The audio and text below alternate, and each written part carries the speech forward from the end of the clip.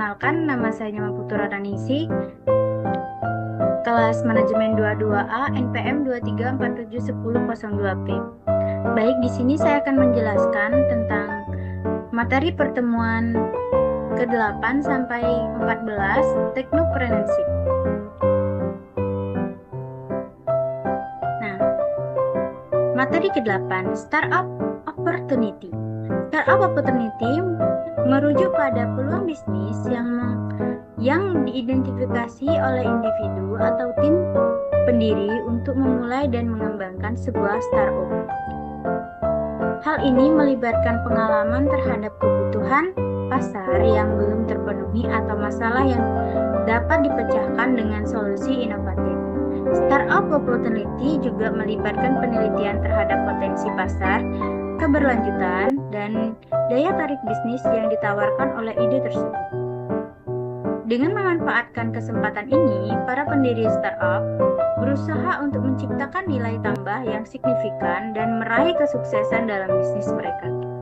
Tujuan dari sebuah startup opportunity adalah untuk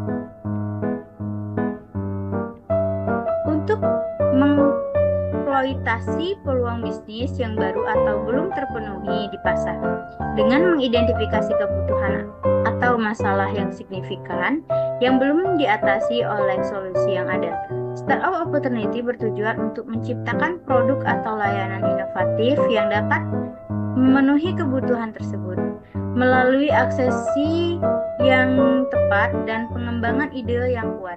Tujuan utamanya adalah untuk menciptakan nilai tambah yang signifikan bagi pemangku kepentingan, termasuk konsumen, pendiri, dan investor, serta memperoleh posisi yang kuat di pasar.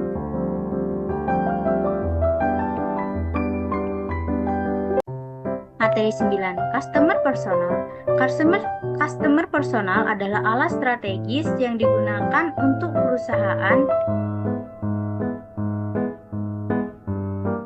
untuk memahami dan menggambarkan profil pelanggan potensial mereka. Ini melibatkan pembuatan karakter fiktif yang mencerminkan demografis, referensi, kebutuhan, dan perilaku pelanggan yang diharapkan. Dengan memahami secara mendalam siapa pelanggan potensial mereka, perusahaan dapat menggerakkan upaya pemasaran, penjualan, dan pengembangan produk mereka secara lebih tepat dan efektif. Dengan memanfaatkan customer personal, perusahaan dapat menciptakan pengalaman yang lebih personal dan relevan bagi pelanggan mereka, serta membangun hubungan yang lebih kuat dan berkelanjutan. Tujuan dari pengalaman customer personal adalah untuk memberikan pengalaman yang lebih mendalam tentang pengalaman potensial sebuah perusahaan. Dengan mengidentifikasi karakteristik demografis, referensi, kebutuhan, dan perilaku pelanggan, perusahaan dapat merancang strategi pemasaran, penjualan, dan pengembangan produk yang lebih berfokus dan efektif. Customer personal memungkinkan perusahaan untuk mengarahkan pesanan-pesanan pemasaran secara lebih personal dan relevan, meningkatkan retensi pelanggan, mengoptimalkan pengalaman pengguna, serta memperoleh keunggulan kompetitif dengan memenuhi kebutuhan pelanggan secara lebih baik daripada pesaing. Dengan demikian, pembuatan customer personal menjadi landasan penting dalam upaya perusahaan untuk memahami dan melayani pelanggan mereka dengan lebih baik. Materi 10. Empathy Map. Empathy Map adalah alat visual yang digunakan untuk membantu pemahaman yang lebih dalam tentang pengalaman dan pandangan pelanggan atau pengguna terhadap suatu produk, layanan, atau situasi tertentu. Biasanya terdiri dari 4 bagian utama, yaitu meliputi apa yang pelanggan lihat dan dengar, apa yang mereka rasakan dan pikirkan, apa yang mereka katakan dan lakukan, serta tantangan dan peluang yang mereka hadapi. Dengan menggunakan empathy map, tim bisnis dapat memanfaatkan dapat menempatkan diri mereka dalam posisi pelanggan dan mendapatkan wawasan yang lebih baik tentang kebutuhan, keinginan dan motivasi mereka yang pada gilirannya dapat membantu dan merancang solusi yang lebih relevan dan bermanfaat. Tujuan dari Employee Team Up adalah untuk membantu tim bisnis mendapatkan pemahaman yang lebih baik dalam tentang pengalaman dan pandangan pelanggan atau pengguna terhadap produk, layanan, atau situasi tertentu dengan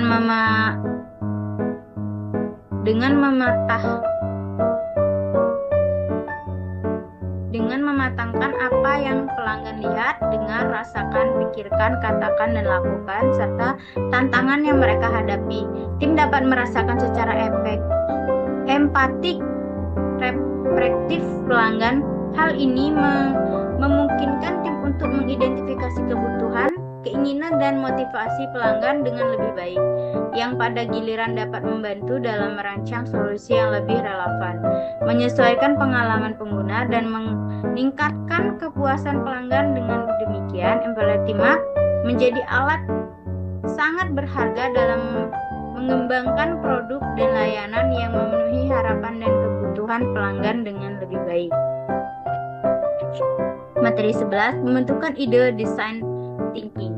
Pembentukan ide melalui pendekatan design thinking adalah suatu proses kreatif yang berfokus pada pemahaman mendalam terhadap pengguna akhir, tantangan yang dihadapi, dan kemungkinan solusi yang inovatif dengan mengintegrasikan 4 tahapan utama: pemahaman, pengamatan, ideasi, dan prototip.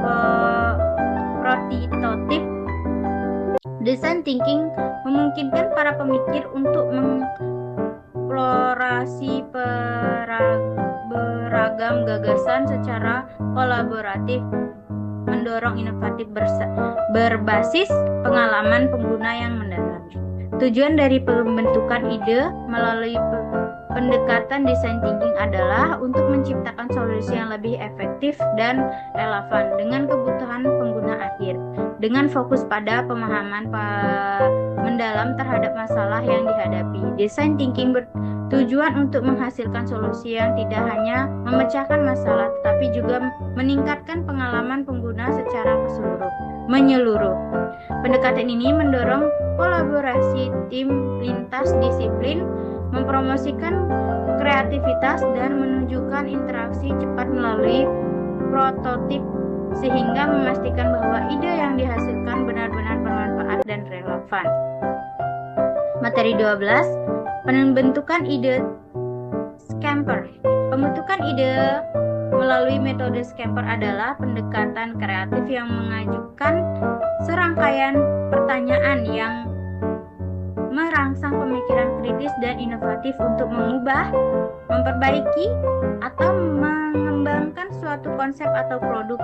Scammer merupakan singkatan dari substitute dan menggantikan, combine, menggabungkan,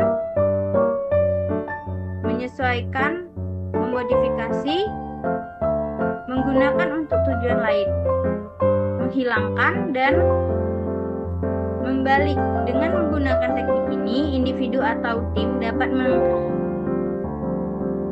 mengeksplorasi beragam cara untuk menghasilkan ide-ide baru yang segar dan kreatif dengan memanfaatkan aspek-aspek yang sudah ada sebelumnya.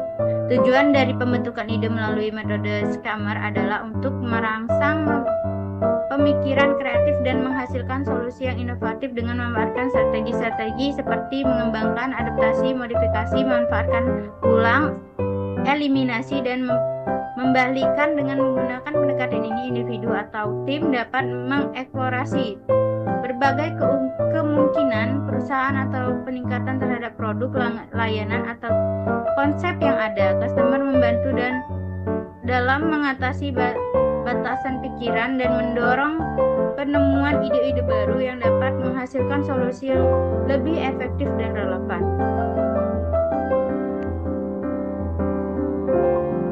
Pengonsepan ide bisnis model kanvas.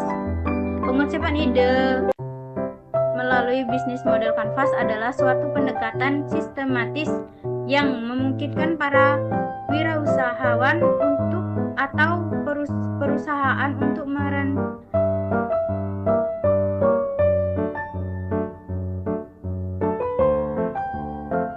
merencanakan, menggambarkan, dan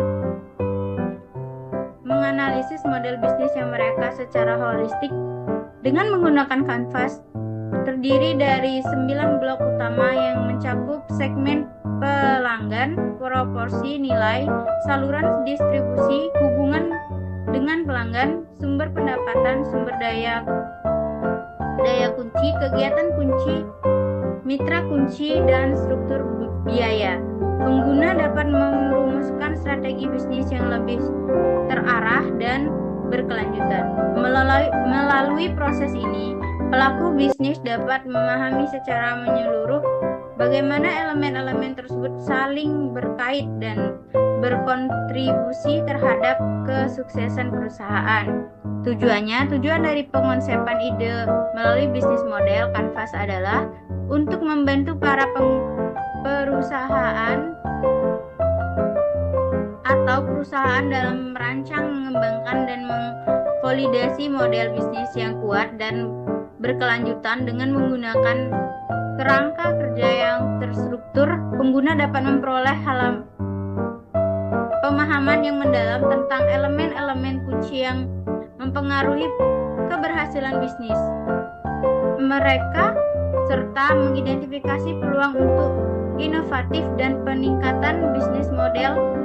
Kanvas memungkinkan pengusaha atau secara proaktif merencanakan strategi mereka, mengidentifikasi risiko, dan memperoleh pemahaman yang